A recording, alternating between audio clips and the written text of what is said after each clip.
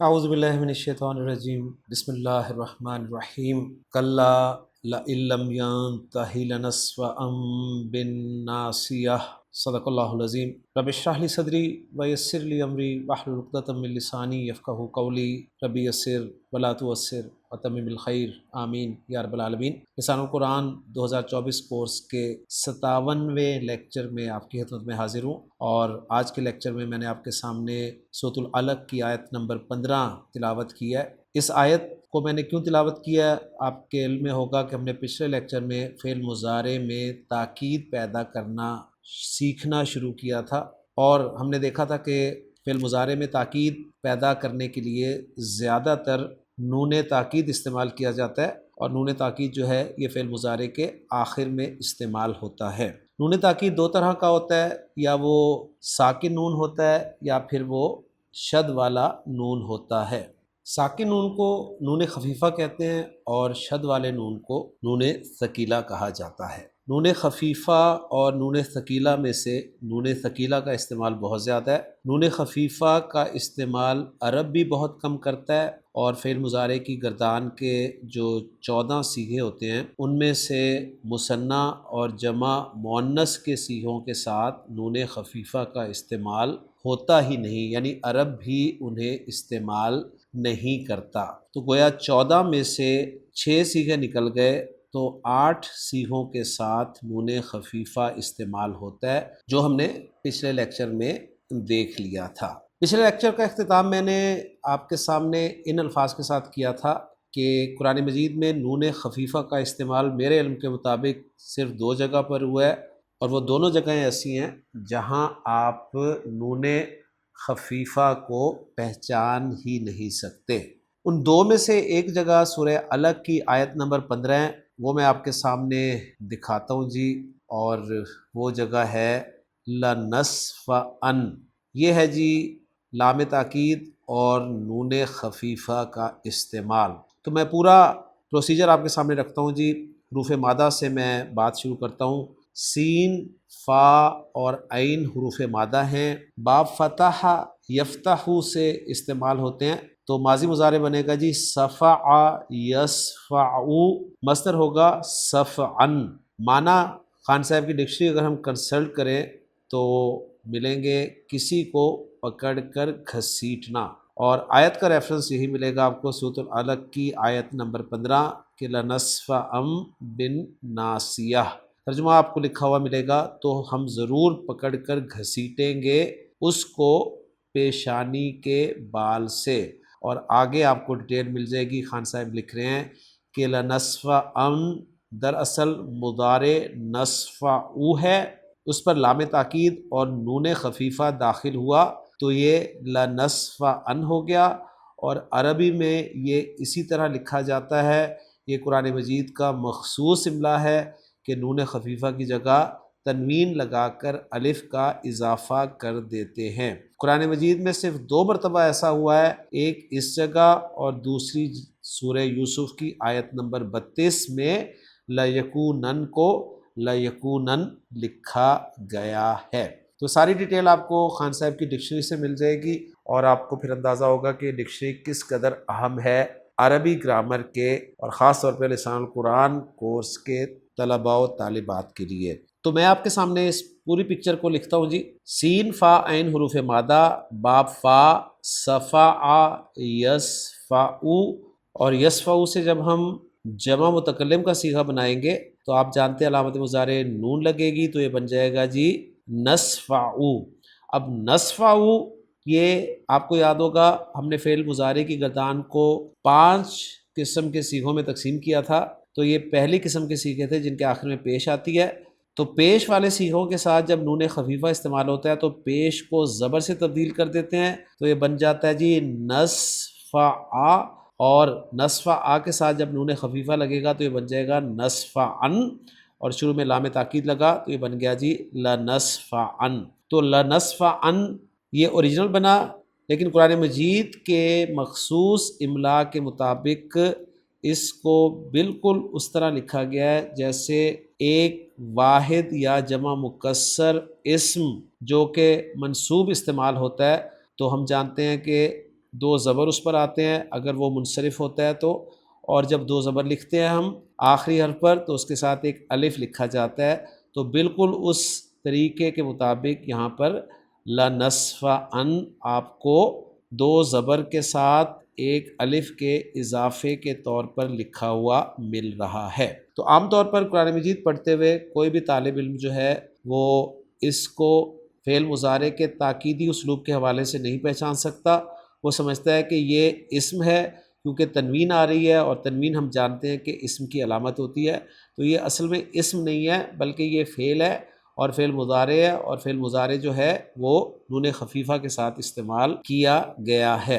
اور یہ جو آپ کو چھوٹا سا میم نظر آ رہا ہے نا، یہ اصل میں میم اس لیے لکھا گیا ہے کہ آگے جو ہے وہ با آ رہا ہے، اور جب بھی تنوین کے بعد با آ جائے تو پھر تنوین اصل میں نون ساکن کی آواز ہوتی ہے، تو نون ساکن کی آواز ادا نہیں کی جاتی بلکہ نون کی آواز کو با کی آواز میں تبدیل کر دیا جاتا ہے، اور یہ تجوید کا قاعدہ ہے جسے اقلاب کا قاعدہ کہا جاتا ہے۔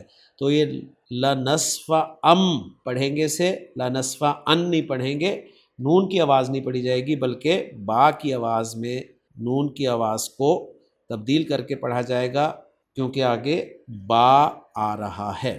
تو ایک مقام تھا جی لنصف ان قرآن مجید میں نون خفیفہ کا، اور دوسرا مقام جو ہے وہ سورہ یوسف کا جس کا ذکر خان صاحب نے بھی اپنی ڈکشنری میں کیا ہے، وہ ہے لَیَکُونَن۔ اب لَیَکُونَن یہ پھر بھی آپ کو سمجھ نہیں آئے گا، کیسے نہیں سمجھ آئے گا اس کو بھی میں تفصیل سے آپ کے سامنے رکھتا ہوں۔ تو لَیَکُونَن یہ اصل میں جی کاف واو نون حروف مادہ سے فعل مضارع واحد مذکر غائب کا صیغہ ہے، کاف واو نون حروف مادہ۔ اور پہلی بات نوٹ کریں، آپ کو یاد ہوگا میں نے آپ کو بتایا تھا کہ حروف مادہ میں اگر واو یا یا میں سے کوئی حرف آ جائے تو وہ غیر صحیح فعل کی کیٹیگری میں داخل ہو جاتے ہیں۔ تو کاف واو نون غیر صحیح فعل کے حروف مادہ ہو گئے۔ اب باب کون سا ہے؟ ڈکشنری ہمیں بتائے گی کہ باب ہے یہ نون، تو کاف واو نون کو جب ہم باب نون میں داخل کریں گے تو ہمارا ماضی مضارع جو بنے گا وہ بنے گا کَوَنَ یکونو۔ اور میں نے آپ کو یہ بھی بتایا ہوا ہے کہ جب بھی کوئی فعل غیر صحیح فعل ہو جاتا ہے تو اس کے صیغوں میں تبدیلی واقع ہوتی ہے، اور یہاں پہ بھی تبدیلی واقع ہوئی ہے، وہ تبدیلی باقاعدہ قواعد کے تحت واقع ہوئی ہے۔ کَوَنَ جو ہے وہ کانا بن جاتا ہے، اور یکونو جو ہے وہ یکونو بن جاتا ہے۔ اس وقت میں آپ کو وہ تمام تبدیلیاں تو نہیں بتاؤں گا، صرف اپنے مطلوبہ لفظ یکونو کے حوالے سے جو تبدیلی ہے وہ آپ کے ساتھ شیئر کرتا ہوں۔ کاوانا کانا کیسے ہوا یہ میں بالکل نہیں بتاؤں گا، یہ انشاءاللہ تعالیٰ تفصیل سے جب ہم پڑھیں گے غیر سی افعال تو اس وقت ہی میں آپ کے سامنے ذکر کر دوں گا۔ تو یکونو یکونو کیسے ہوا؟ تو نوٹ کریں، یکونو میں واؤ پر حرکت ہے، اور واؤ یا پہ پیش اور زیر حرکت جو ہے نا یہ بڑی بھاری ہوتی ہے۔ تو واؤ پہ پیش حرکت تھی، واؤ نے اپنی حرکت ہٹانی تھی، تو اس نے اپنی حرکت ما قبل کاف جو کہ خالی تھا اس کو دے دی اور خود سکون سے بیٹھ گیا۔ تو جب اس نے حرکت کاف کو دی تو یہ بن گیا لفظ جی یکونو۔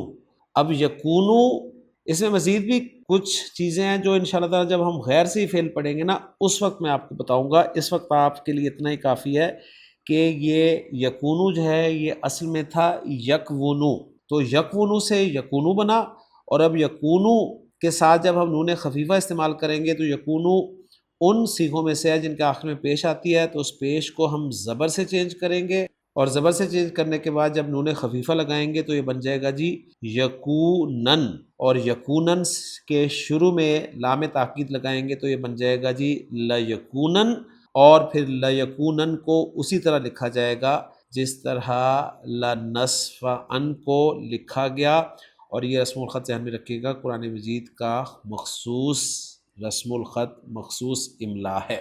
تو الحمدللہ جی قرآن مجید کے جو دو صیغے جن میں نون خفیفہ استعمال ہوا ہے وہ میں نے آپ کے سامنے ذکر کر دیے۔ اب ہم انشاءاللہ تعالی نون ثقیلہ کا استعمال فعل مضارع کی گردان کے ساتھ سیکھیں گے۔ تو چلتے ہیں جی فعل مضارع کی اسی گردان یذهب کی طرف، اور یذهب کی گردان کو ہم اسی طرح 5 قسم کے صیغوں میں تقسیم کرتے ہیں۔ پہلی قسم کے صیغے وہی صیغے جن کے آخر میں پیش آتی ہے، دوسری قسم کے صیغے مثنیٰ کے ہیں، تیسری قسم کے صیغے جمع مذکر کے ہیں، اور چوتھی قسم کے 2 صیغے جمع مؤنث کے، اور پانچویں قسم کا ایک ہی صیغہ بچتا ہے، وہ ہے واحد مؤنث حاضر کا صیغہ۔ اب یہاں بھی نوٹ کر لیں، میں آپ کو بتا دوں کہ نون ثقیلہ کا استعمال ان 5 قسم کے تمام صیغوں سے عرب کرتا تو ہے، لیکن قرآن مجید میں نون ثقیلہ کا استعمال ان 5 میں سے زیادہ تر پہلی اور تیسری قسم کے صیغوں کے ساتھ ہوا ہے۔ پھر نوٹ کر لیجئے کہ نون ثقیلہ کا استعمال قرآن مجید میں پہلی اور تیسری قسم کے صیغوں کے ساتھ زیادہ ہوا ہے، باقی جو ہیں ان کے ساتھ یا تو ہوا ہی نہیں یا پھر نہ ہونے کے برابر ہوا ہے۔ لیکن میں انشاءاللہ تعالیٰ آپ کو پانچوں کی پانچوں قسموں کے ساتھ نون ثقیلہ کا استعمال کر کے دکھا دوں گا انشاءاللہ تعالیٰ۔ تو چلتے ہیں جی، پہلی قسم کے صیغے جو ہیں یعنی یذهب، تذهب، تذهب، اذهب اور نذهب، ان کے ساتھ نون ثقیلہ کا استعمال دیکھتے ہیں۔ تو یذهب پلس نون ثقیلہ یعنی شد والا نون، تو یہاں بھی ہم پیش کو زبر سے تبدیل کریں گے، یہ بن گیا جی یذهب، اور پھر نون ثقیلہ لگائیں گے۔ اب نون ثقیلہ کا مطلب ہے ڈبل نون، جس میں ایک نون ساکن ہے اور دوسرا نون کسی نہ کسی حرکت کے ساتھ ہونا چاہیے، تبھی شد آتی ہے نا۔ تو اب ہم دوسرے نون کو زبر حرکت دیں گے، تو یہ بن جائے گا جی یذهبن، اور یذهبن کے شروع میں جب ہم لام تاکید لگائیں گے تو یہ بن جائے گا جی لیذهبن۔ اب جب لیذهبن بن گیا پہلا لفظ، تو دوسرا بن جائے گا لتذهبن، تیسرا بن جائے گا لتذهبن، چوتھا بن جائے گا لأذهبن، اور پانچواں بن جائے گا لنذهبن۔ تو پہلی قسم کے صیغوں کے ساتھ میں نے آپ کو نون ثقیلہ کا استعمال دکھا دیا۔ اب میں آپ کو دکھاتا ہوں جی تیسری قسم کے صیغوں کے ساتھ نون ثقیلہ کا استعمال۔ آپ کہیں گے جی پہلے دوسری قسم کے صیغوں کے ساتھ کیوں نہیں دکھا رہے؟ تو اس کی ایک وجہ ہے، وہ میں آپ کو بعد میں بتاؤں گا۔ تو تیسری قسم کے جو صیغے ہیں وہ ہیں جمع مذکر کے صیغے، یعنی یذهبون اور تذهبون، ان کے ساتھ میں آپ کو نون ثقیلہ کا استعمال دکھا رہا ہوں۔ تو یذهبون کے ساتھ جب ہم نون ثقیلہ یعنی شد والا نون استعمال کریں گے، تو یہاں بھی ہم اسی طرح نون اعرابی جو ہے اس کو ہٹائیں گے، تو یہ بچے گا جی یذهبو، اور یذهبو کے ساتھ جب ہم نون ثقیلہ لگائیں گے یعنی شد والا نون لگائیں گے، تو آپ جانتے ہیں کہ شد والا نون جو ہے اس کا مطلب ہے 2 مرتبہ نون ہے، ایک مرتبہ ساکن اور ایک مرتبہ حرکت والا، تو یہاں بھی ہم حرکت زبر ہی لگائیں گے۔ تو جب یہ لفظ بنے گا تو آپ نوٹ کریں، یہاں پر آپ کو واو بھی خالی ملے گا اور نون ثقیلہ میں سے پہلا نون بھی خالی ملے گا۔ تو اب ہم یہاں سے ایک خالی کو نکالیں گے اور ظاہر بات ہے وہ واو ہی نکلے گا، تو یہ لفظ بن جائے گا یذهبن، اور جب لام تاکید اس کے ساتھ لگائیں گے تو یہ بن جائے گا لیذهبن۔ یہ لیذهبن بن گیا، تو اگلا بن جائے گا لتذهبن۔ تو الحمدللہ تیسری قسم کے صیغوں کے ساتھ میں نے آپ کو نون ثقیلہ کا استعمال دکھا دیا۔ اب ہم پانچویں قسم کے صیغوں کے ساتھ نون ثقیلہ کا استعمال دیکھیں گے۔ تو میں ایک ایک قسم بیچ میں چھوڑ رہا ہوں، اس کی وجہ کیا ہے وہ ابھی آپ کے سامنے آ جاتی ہے۔ اب ہم جو ایک صیغہ ہے تذهبینا، اس کے ساتھ نون ثقیلہ کا استعمال دیکھیں گے۔ تو تذهبینا کے ساتھ جب نون ثقیلہ استعمال ہوگا تو اس کا بھی نون اعرابی گرے گا۔ جب نون اعرابی گرا تو نون ثقیلہ یعنی شد والا نون ایک مرتبہ ساکن ایک مرتبہ حرکت کے ساتھ، تو یہاں بھی ہم حرکت جو ہے زبری دیں گے، تو یہ بن جائے گا جی تذهبینا، اور 2 ساکن آگے، ایک یا ساکن ایک نون ساکن، تو یا کو نکال دیں گے تو یہ بن جائے گا تذهبن۔ لام شروع میں لگائیں گے تو بن گیا جی لتذهبن۔ تو فعل مضارع کی گردان سے 3 قسم کے صیغوں کے ساتھ میں نے نون ثقیلہ کا استعمال آپ کو دکھا دیا۔ اب رہ گئے جی 2 طرح کے صیغے، ایک آنی والے اور ایک یعنی ایک مثنیٰ والے اور ایک جمع مؤنث والے، اب ان کے ساتھ نون ثقیلہ کا میں استعمال آپ کو دکھاتا ہوں۔ لیں جی، یذہبانی کے ساتھ ہم نون ثقیلہ کا استعمال دیکھتے ہیں۔ یذہبانی کے ساتھ جب نون ثقیلہ استعمال ہوگا تو یہاں بھی نون اعرابی گرے گا۔ اب یہاں نون اعرابی گرا تو یذہبا اور نون ثقیلہ بچا۔ نون ثقیلہ یعنی شد والا نون جس میں ایک نون ساکن ہے اور دوسرا نون ہم نے حرکت کے ساتھ استعمال کرنا ہے۔ اب یہاں پر ہم اگر الف اور نون میں سے الف کو نکال دیں تو پھر وہ جو صیغہ تیار ہوتا ہے نا وہ پہلی قسم کے صیغوں کے ساتھ مکس ہو جاتا ہے۔ تو یہاں پر پھر ہم الف نہیں گرائیں گے بلکہ الف کو قائم رکھیں گے اور جو نون ثقیلہ میں دوسرا نون ہے نا جسے ہم نے حرکت دینی ہے اسے ہم زیر حرکت دیں گے، تو ہمارا یہ صیغہ بن جائے گا یذہبانی۔ یہ بن گیا جی یذہبانی، لام لگا شروع میں تو بن گیا لیذہبانی۔ اب یہ لیذہبانی بن گیا تو اگلے تین جو ہیں وہ لتذہبانی، لتذہبانی اور لتذہبانی بن جائیں گے۔ تو رزلٹ نکلا کہ پہلی، تیسری اور پانچویں قسم کے جو صیغے تھے ان میں ہم نے نون ثقیلہ میں دوسرے نون پر زبر حرکت لگائی تھی، اور یہ جو دوسری قسم کے صیغے یعنی مثنیٰ کے صیغے تھے اس میں ہم نے نون ثقیلہ میں جو دوسرا نون ہے اس پر زیر حرکت لگائی ہے۔ اب جو چوتھی قسم کے صیغے ہیں نا جمع مؤنث کے، اس میں بھی ہم نون ثقیلہ میں جو دوسرا نون ہے اس پہ زیر حرکت ہی لگائیں گے۔ تو اس لیے میں نے آپ کے سامنے پہلی، تیسری اور پانچویں قسم کے صیغے جو ہیں وہ حل کیے ہیں، اور اب میں دوسری اور چوتھی قسم کے صیغے حل کر کے دکھا رہا ہوں، جس میں سے دوسری قسم کے صیغے ہم نے حل کر لیے اور اب چوتھی قسم کے صیغوں کی طرف آتا ہوں۔ تو میرے پاس جو لفظ ہے وہ ہے یذہبنا۔ اب یذہبنا کے ساتھ میں نون ثقیلہ استعمال کروں تو میں نے آپ کو بتایا تھا کہ جو جمع مؤنث کے دو صیغے ہیں ان کے آخر میں جو نون آتا ہے یہ نون اعرابی نہیں ہے بلکہ یہ نون نسوہ ہے، اور یہ نون جو ہے یہ ڈراپ ہم نہیں کر سکتے، یہ نون ہم ڈراپ نہیں کر سکتے۔ یہ ہم مزید تفصیل سے آگے پڑھیں گے جب ہم فعل مضارع منصوب اور فعل مضارع مجزوم سیکھیں گے، اس وقت آپ کے سامنے یہ بات اور واضح ہو جائے گی۔ تو یہاں پر ہم نون جو نون نسوہ ہے اس کو ڈراپ نہیں کریں گے۔ یذہبنا کے ساتھ ہم نے اب نون ثقیلہ لگانا ہے جس میں ایک نون ساکن ہے اور دوسرا نون میں نے آپ کو بتایا ہے پہلے کہ زیر کے ساتھ ہم نے استعمال کرنا ہے۔ تو اب ہم کیا لفظ بنائیں گے؟ تو یہاں پر ہم نون نسوہ کے بعد ایک الف کا اضافہ کریں گے اور ہمارا لفظ بن جائے گا یذہب نانی۔ تو یہ یذہب نانی بن گیا، لام شروع میں لگا تو لیذہب نانی، اور دوسرا بن گیا جی لتذہب نانی۔ تو آپ نے نوٹ کیا ہوگا کہ نون ثقیلہ کا استعمال اگرچہ قرآن مجید میں بہت زیادہ ہے لیکن مثنیٰ اور جمع مؤنث کے جو صیغے ہیں ان کے ساتھ آپ کو شاید ہی استعمال ملے۔ تو سمری میں آپ کے سامنے رکھ دیتا ہوں جی نون ثقیلہ کی، جو میں نے فعل مضارع کی گردان کے صیغوں کے ساتھ آپ کو استعمال اس کا بتایا ہے کہ اسی طرح ہم نے فعل مضارع کی گردان کو 5 قسم کے صیغوں میں تقسیم کیا۔ پہلی قسم کے صیغے وہ تھے جن کے آخر میں پیش آتی ہے، دوسری قسم کے صیغے مثنیٰ کے، تیسری قسم کے صیغے جمع مذکر کے، چوتھی قسم کے صیغے جمع مؤنث کے، اور پانچویں قسم کا ایک ہی صیغہ ہمارے پاس بچا وہ واحد مؤنث حاضر کا صیغہ تھا۔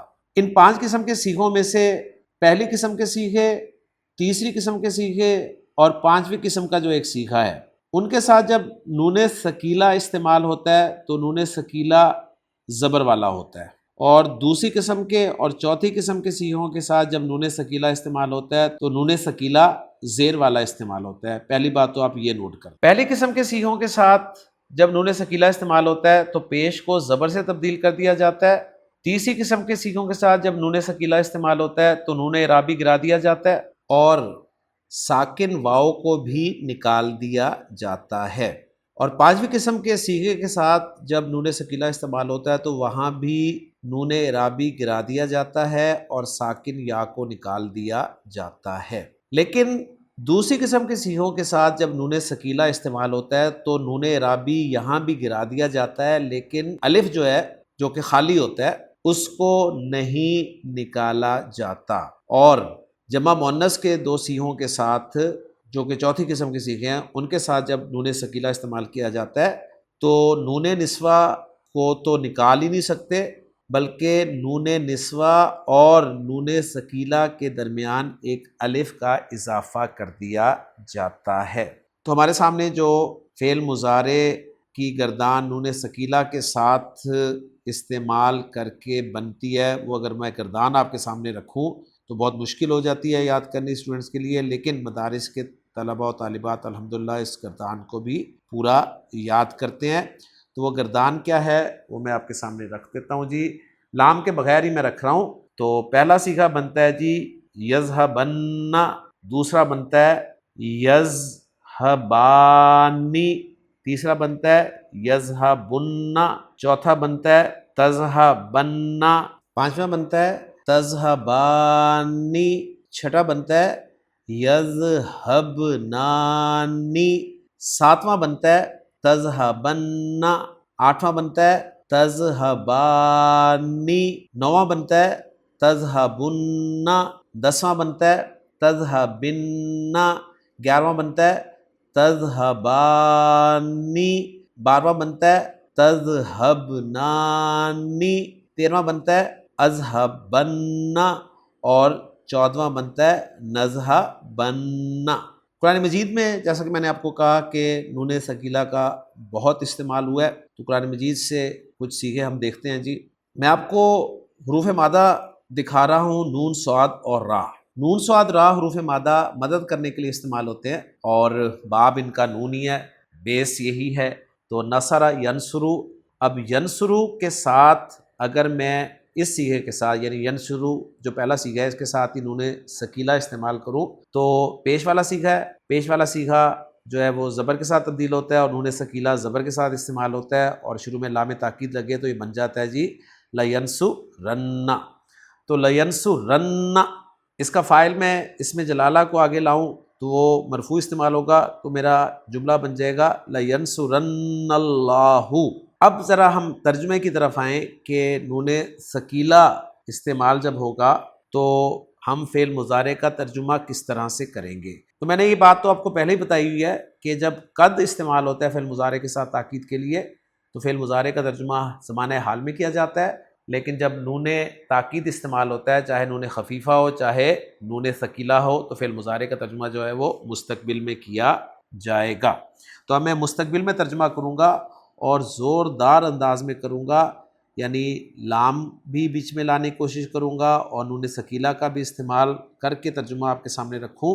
لینصرن اللہ کا تو میرا ترجمہ کچھ یوں ہوگا کہ اللہ ضرور بالضرور مدد کرے گا۔ لینصرن اللہ، اللہ لازماً مدد کرے گا۔ اس کو میں اس انداز میں بھی بیان کر سکتا ہوں کہ اللہ ہر صورت مدد کرے گا۔ اس کو میں یوں بھی بیان کر سکتا ہوں کہ ہو ہی نہیں سکتا کہ اللہ مدد نہ کرے۔ تو عربی زبان میں جب فعل مضارع کے ساتھ نون ثقیلہ تاکید کے لیے استعمال ہوتا ہے تو اس سے زیادہ تاکیدی اسلوب آپ کو نہیں ملتا۔ تو اب آپ کے سامنے وہ پورا جملہ آئے گا تو آپ کو مزہ آئے گا، لَيَنْصُرَنَّ اللَّهُ مَن يَنْصُرُهُ۔ یہ بھی میں آپ کے سامنے کھول کے رکھ دیتا ہوں۔ لَيَنْصُرَنَّ اللَّهُ کو تو ہم نے سالو کر دیا، آگے ہے جی من، اور میں نے آپ کو بتایا تھا کہ من اور ما جو ہیں یہ اس میں موصول کے طور پر بھی استعمال ہوتے ہیں جب بیچ میں آتے ہیں۔ اب یہ من بیچ میں آ رہا ہے تو ہم جو یا جس کے معنی میں استعمال کریں گے، آگے والا جملہ آپ انالائز کر سکتے ہیں گرامیٹیکلی جو ہے ینصرہ۔ اب ینصرہ یہ نارمل فعل مضارع ہے جس کا ترجمہ ہم حال میں بھی کر سکتے ہیں، مستقبل میں بھی کر سکتے ہیں۔ تو ینصرہ فعل اور فاعل ہو گیا، ہوا فاعل ہے، اور آگے جو ہو نظر آ رہا ہے آپ کو ضمیر، یہ فعل کے ساتھ ضمیر آ رہی ہے تو ظاہر بات ہے یہ منصوب ضمیر ہے، اور فعل کے ساتھ آنے والی منصوب ضمیر جو ہے بطور مفعول استعمال ہوتی ہے۔ تو ینصرہ کا ترجمہ ہم دونوں زمانوں میں کر سکتے ہیں، یعنی وہ اس کی مدد کرتا ہے یا وہ اس کی مدد کرے گا۔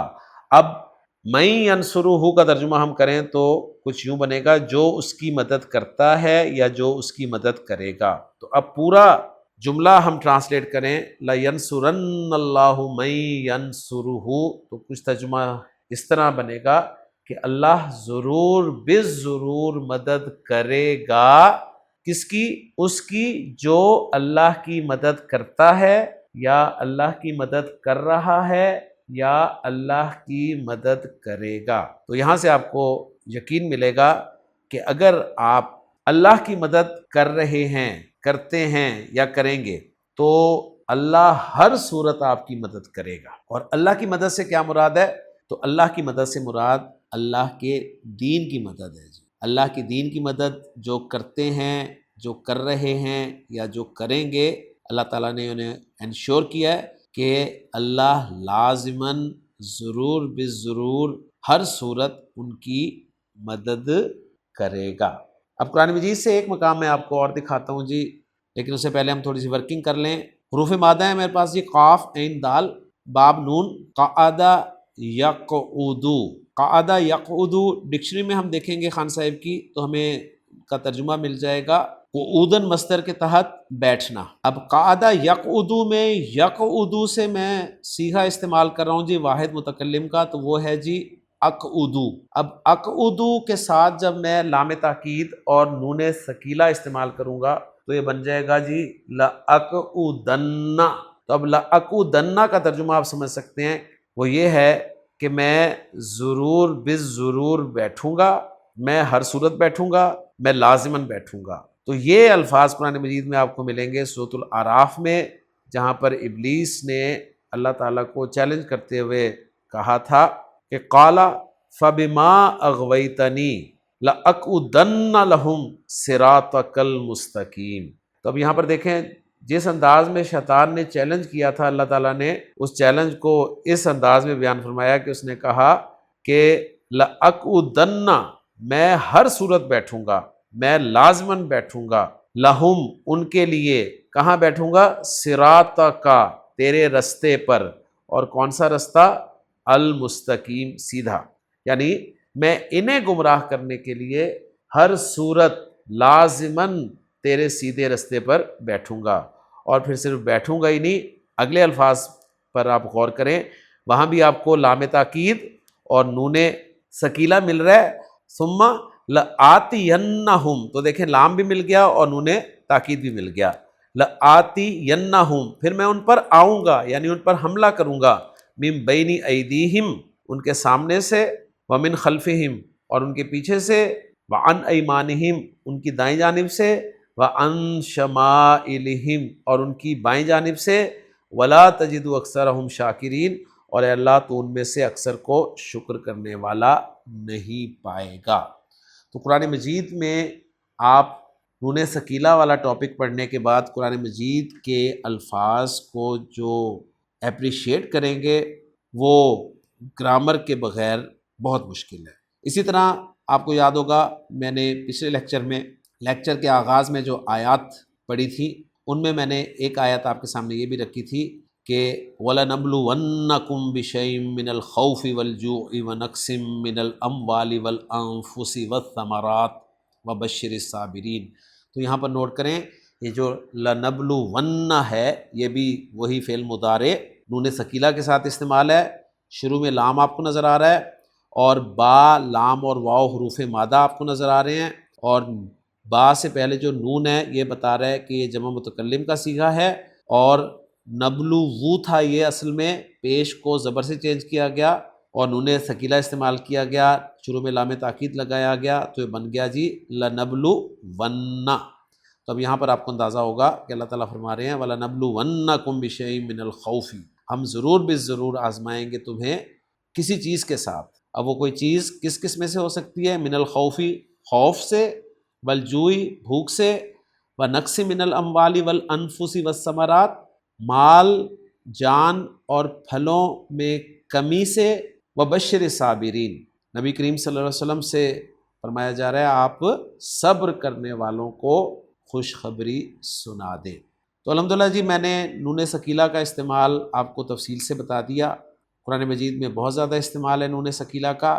اب ایک پوائنٹ میں بس آپ کے سامنے رکھ کر اس لیکچر کے اختتام کی طرف آتا ہوں، اور پوائنٹ جو ہے وہ یہ ہے کہ آپ ذرا قرآن مجید کی اس آیت کو غور سے دیکھیے۔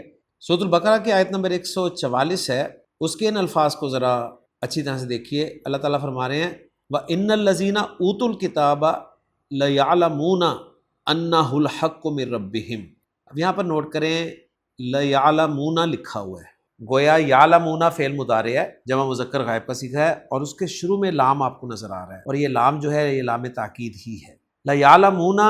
اب میں نے آپ کو یہ نہیں بتایا تھا کہ فعل مضارع کی تاکید کے لیے خالی لام بھی استعمال ہوتا ہے، تو اصل میں اس کانسیپٹ کو سمجھ لیجئے۔ یہ کانسیپٹ یہ ہے کہ آپ کو انا شروع میں نظر آ رہا ہے، اور ہم جانتے ہیں کہ جملہ اسمیہ جب بھی بنتا ہے اس میں تاکید کے لیے انا استعمال کیا جاتا ہے شروع میں، اور پھر خبر پر لام تاکید استعمال کیا جاتا ہے۔ تو اصل میں یہ کانسیپٹ وہی ہے، انا کی جو خبر ہے، اور ہم یہ اچھی طرح جانتے ہیں کہ جملہ اسمیہ جو بنتا ہے وہ دو طریقے سے بنتا ہے، اسم پلس اسم کے ذریعے اور اسم پلس فعل کے ذریعے۔ گویا مبتدا تو اسم ہی ہوتا ہے، لیکن خبر جو ہے وہ اسم بھی ہو سکتی ہے اور فعل بھی ہو سکتی ہے۔ تو یہاں پر خبر فعل ہے اور فعل مضارع ہے یعلمون، اب اس خبر پر لام تاکید داخل ہوا ہے، تو یہاں پر یعلمون کے ساتھ جو لام استعمال ہوا ہے یہ لام تاکید ہے، جو انا کے ساتھ ڈبل زور کے لیے استعمال ہوا ہے۔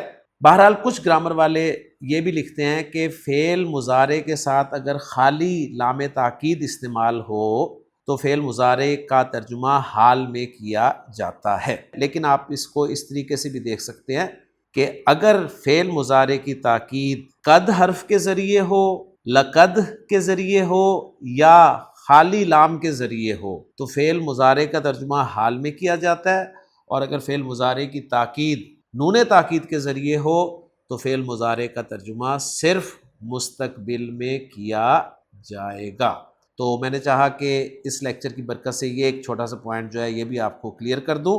آپ کے سامنے قرآن مجید پڑھتے ہوئے کوئی ایسا جملہ آئے جس میں فعل مضارع پر آپ کو لام نظر آئے تو آپ پریشان ہو جائیں کہ اب یہاں پر فعل مضارع پر خالی لام آ رہا ہے، تو اب ہم فعل مضارع کا ترجمہ کس طرح سے کریں گے؟ تو میں نے تفصیل سے الحمدللہ فعل مضارع کی تاکید کا اسلوب آپ کے سامنے رکھ دیا ہے۔ امید ہے آپ کو آج کا لیکچر بھی پسند آیا ہوگا اور آپ کے لیے بہت انفارمیٹیو ثابت ہوا ہوگا۔ اجازت دیجیے، اگلے لیکچر میں نئے کانسیپٹ کے ساتھ آپ سے ملاقات ہوگی۔ سبحانک اللہم و بحمدک، اشہد ان لا الہ الا انت، استغفرک و اتوب الیک۔